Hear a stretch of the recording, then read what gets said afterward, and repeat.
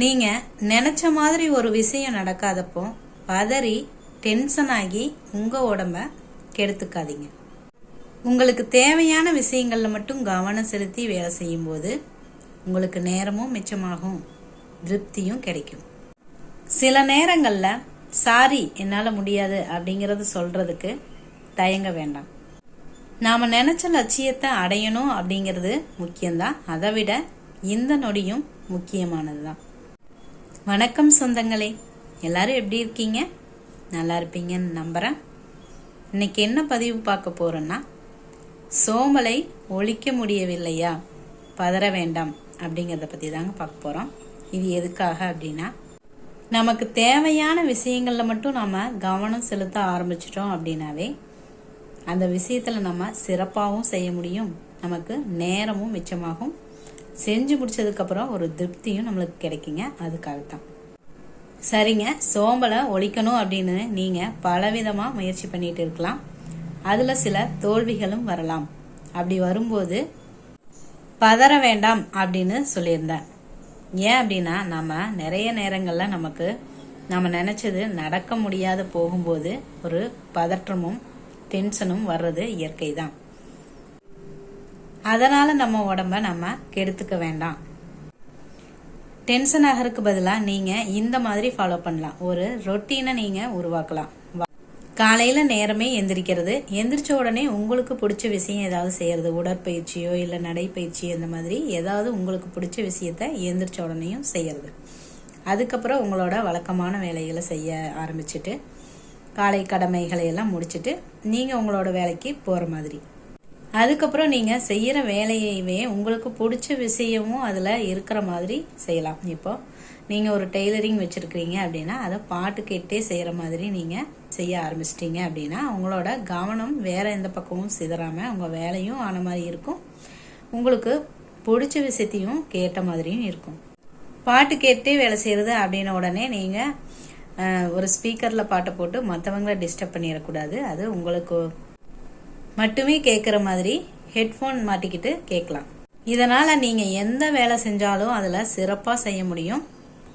கவனமும் ஒரு பக்கமே இருக்கும், அதனால் சிறப்பாக செய்ய முடியும். உங்களுக்கே உங்கள் மேலே நம்பிக்கை அதிகமாகும். அப்புறம் நீங்கள் வேலை செய்கிற இடமோ இல்லை வீடோ அது காயெல்லாம் கடை மாதிரி வச்சுருக்காம கொஞ்சம் சுத்தமாகவும் வச்சுருக்கிறதுக்கு முயற்சி பண்ணுங்க. ஏன்னா தேவையில்லாத பொருள்கள் சுற்றியும் இருக்கும்போது நம்மளோட கவனம் சிதறதுக்கு வாய்ப்பு இருக்குது. அதனால் அதையெல்லாம் அப்புறப்படுத்துங்க.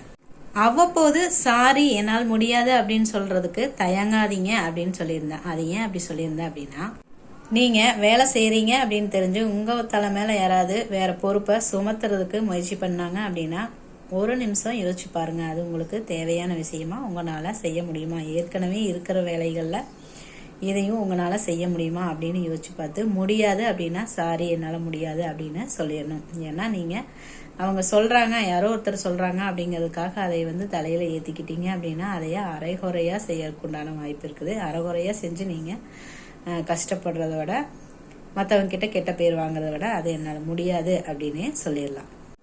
அப்படி சொல்லும்போது நீங்கள் சொதப்புறதும் தவிர்க்கப்படும், உங்களோட நேரமும் மிச்சமாகும், உங்களுக்கு தேவையான விஷயங்களுக்கு செய்யறதுக்கு உங்களுக்கு நேரமும் கிடைக்கும்.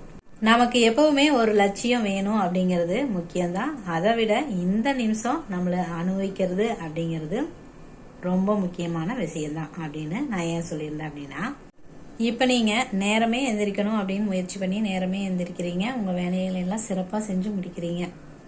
அது ஒரு 2 நாள் நல்லா செய்கிறீங்க, 3ஆவது நாள் செய்ய முடியல அப்படின்னு செய்ய முடியாத ஏதாவது ஒரு சூழ்நிலை, எதிர்பாராத சூழ்நிலையில் நீங்கள் செய்ய முடியாது போகும்போது உங்கள் மேலேயே நீங்கள் பதட்டமோ இல்லை ஒரு டென்ஷனோ ஆகி உங்களோட உடம்ப கெடுத்துக்க வேண்டாம்.